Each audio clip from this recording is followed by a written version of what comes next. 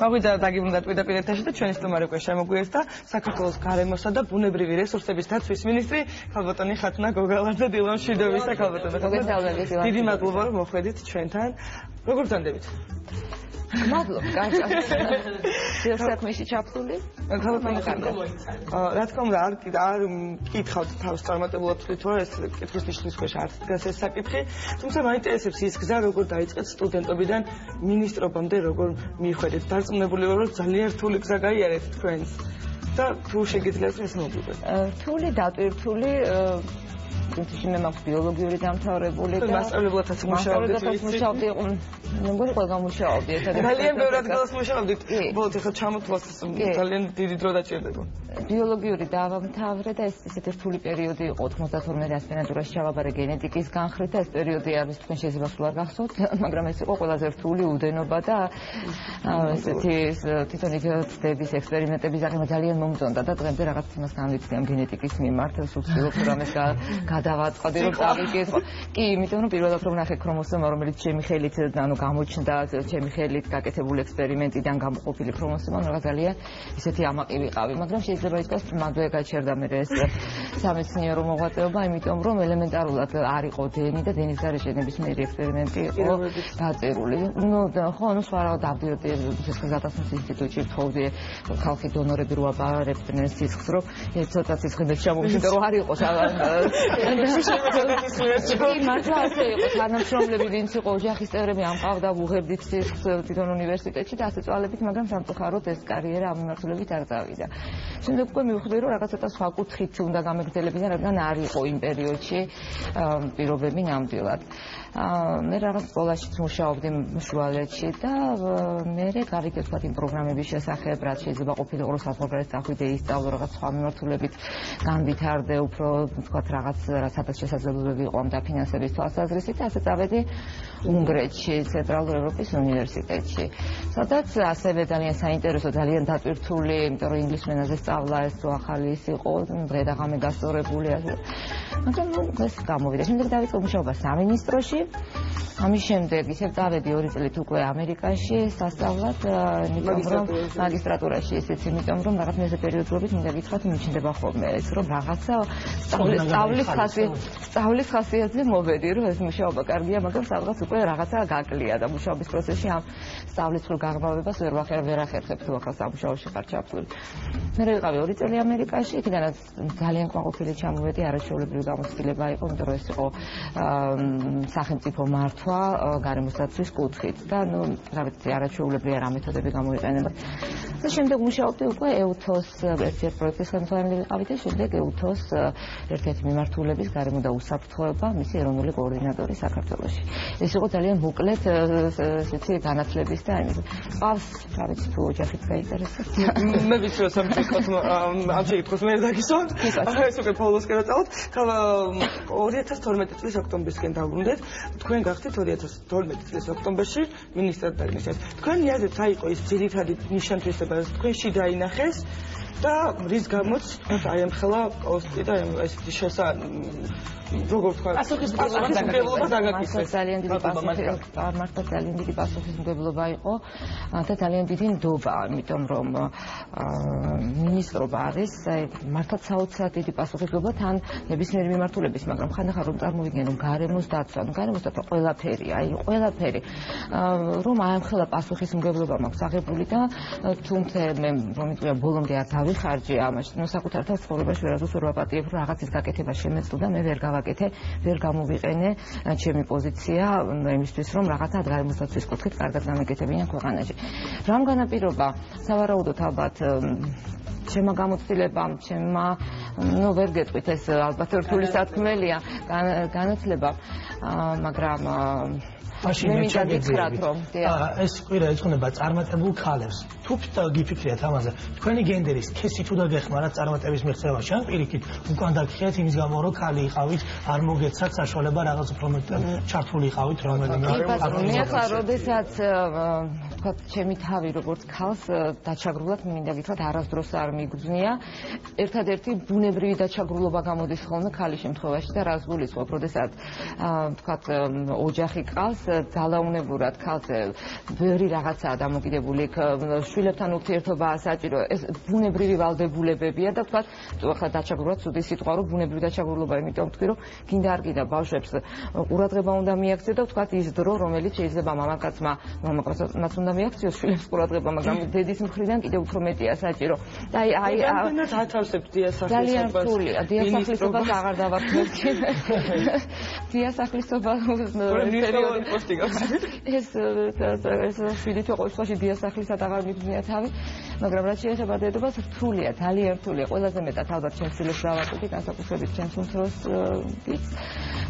მაგრამ აი მაქსიმალურად ვცდილობ, გუშინ მაგალითად ჩემი შვილის ბანკეტი იყო, სკოლა დაამთავრა, მთელი 2 თვე მეხვეწებოდა ხომ მოვახერხე რაღაც 1 საათით მაინც მივედინო. აი რაღაც ვცდილობ რომ საამაყო არის რომ დედა ესეთ სერიოზულ პოსტია და ესეთი უხარიათ რა თქმა უნდა, უხარიათ და ნახოთ სამინისტროში თუმცა ჩვენ ოჯახში მაგაზე ლაპარაკი არასდროს არ არის რომ რაღაც მე არანაირად არ მინდა რომ რაღაცის გამო ჩემი შვილები განსაკუთრებით რომ ამაში განსაკუთრებული არაფერი არ არის კიდევ მეორე მინისტრობა ჩემთვის არის მხოლოდ ძალიან დიდი პასუხისმგებლობა. ანუ არ არის რთული ხა ამ ხოლმე სამინისტროს ხელმძღვანელობა ამდენი ადამიანი სუსაბუთების შემოდის გადის სულ რაღაც ყურადღების იმაში ხარ აი გადაწყვეტილებების მიღება გიწევთ ძალიან სერიოზული და მნიშვნელოვანი.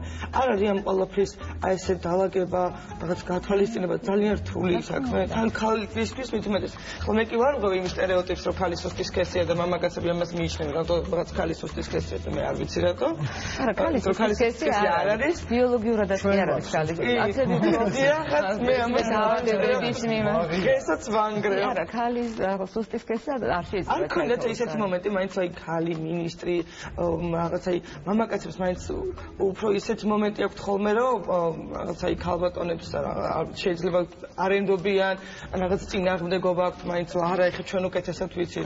იცით რა ვერ გეტყვით ჩემი მუშაობის სტილი საერთოდ უფრო არის რაღაც ძალიან თანამშრომლობაზე აწყობილი და არა უფროსობაზე და მე უფროსი ვარ და ამიტომ ჩემთვის ის რომ აზრივი კითხვა შერას პირიქით ეს არის ჩემთვის ის მეთოდი რომელიც ძალიან მომწონს და შესაბამისად ახლა მამაკაც კითხავ ამას თუ ქალბატონს თანამშრომელს ნუ ეს მგონი განსხვავება შესაბამისად რაღაც ეს არ მიგრძნია ჩემი თანამშრომელი მამაკაცების მხრიდან რომ აი თქვათ მე მათ რაღაცა და ისინი დაჩაგრულად გრძნობენ თავს იმიტომ რომ ქალია მათი მინისტრი არ ამგონიათ რა და მოიწვიეთ რომელიმე მე აუცილებლად აი მე მომკითხო გარემოსდაცვაზე წვანი თვე არის იმისი ყოველ შემთხვევაში ასე დაწესეთ 5-ში დაიწყო და 16-ში გვირგვინდება 10,000 მოხალისე დაასრულებს გარემოს. ნუ ეს ერთჯერადი აქცია თუ გაგრძელდებოდა რა არის ის თქვა წყალგამყოფი და გარდამტეხი რეფორმა რომელსაც აპირებთ უახლოეს პერიოდში იგივე ბრაკონიერებთან მიმართებაში და იგივე აი რამე ესეთი კიბნეული საკითხი. ეს ახლა არის მთელი გარემოსდაცვის ეს კონცეფცია რომელიც აი ხო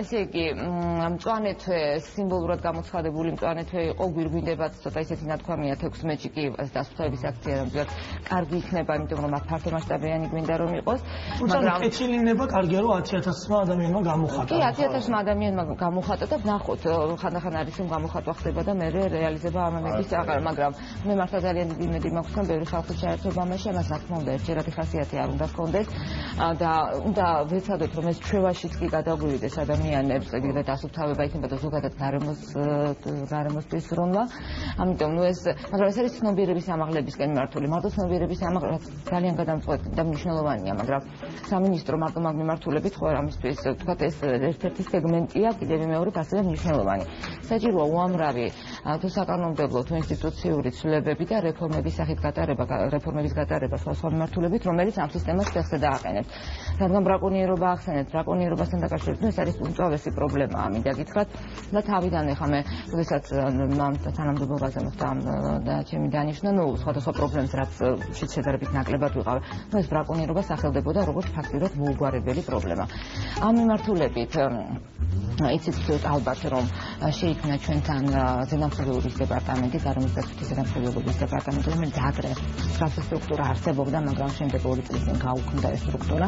ეს დეპარტამენტი მას ეყოლებათ არის რეგიონული წარმომადგენლობები და მე მინდა რომ მომავალ წელს კიდევ უფრო გავაძლიეროთ ადამიანური რესურსები იქნება თუ რის საშუალებაც გვექნება და მისი ერთ-ერთი დანიშნულება სხვა დანიშნულებებთან ერთად როგორც არის საწარმოების შემოწმება ლიცენზიების და შემდეგ იქნება სწორედ ბრაკონიერობასთან ბრძოლა.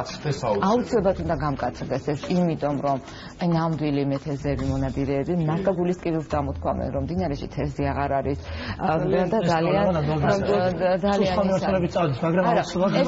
და მინდა გითხრათ რომ ეს რაღაც ისიც ძალიან მოლოდინი რო არ იყო ვთხილობ ხოლმე მე ეს დეპარტამენტი შეიქმნა ზუსტად 1 თვის წინ 14 მაისს შეიქმნა ზუსტად და ხდება მისი დაკომპლექტება და მე იქნება საჭირო ანუ ამ მთელი ძალით სადღაც 2-3 თვეში ველოდებით მის ამუშავებას თუმცა ახლაც უკვე რაღაც ღონისძიებებს ძალიან საინტერესო თემა ნამდვილად ალბათ ძალიან დიდი გადაცემა ნამდვილად თუ არსებობს რამე ფორმულა მის და წარმატების მისაღწევად რაც ადამიანმა აუცილებლად უნდა დაიცვას და გაითვალისწინოს ფორმულა და ალბათ რეცეპტები მაგისთვის არ არსებობს მე ჩემსაც თქვათ ვიტყვი მე მგონია ძალიან ბევრი რთული პერიოდი ნუ ვამბობთ იგივე თქვათ აი უნივერსიტეტში სწავლის შემდეგ როდესაც ეს უდენობის და აი რაღაცა უპერსპექტივობის განცდა იყო აბსოლუტურად და მე მეგონა რომ всё დამთავრდა ჩემთვის ცხოვრება იმიტომ რომ არაფერი მაშინ ნუ უნივერსიტეტში მუშაობა არაფერს არ იძლეოდა ძალიან დაბალი ხელფასი გზის ფულიც კი არ იყო ფაქტურად არაფერი არ იყო და ნუ ვეღარც დავდიოდი სამსახურში მყავდა პატარა ბავშვი და მივხვდი რომ